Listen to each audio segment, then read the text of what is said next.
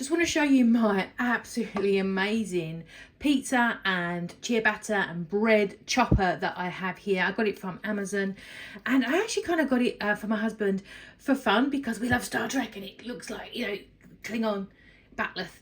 But it's actually for pizza. So it comes with this cover here to protect you from the blade, and you do need protection. It is outrageously sharp. This is no joke.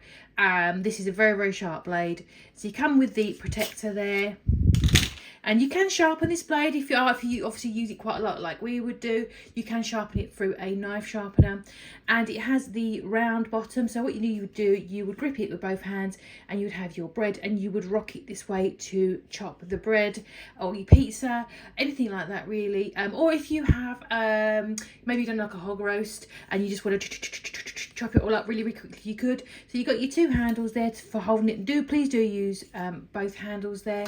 And yeah, it is really, really awesome. Really, really love it. It's one of our favourite kitchen gadgets that I bought for fun, and we actually use it all the time. So yes, if you are looking for a very efficient, serious pizza cup, if you're a pizza people and you have a pizza at least once a week, you will love owning this product.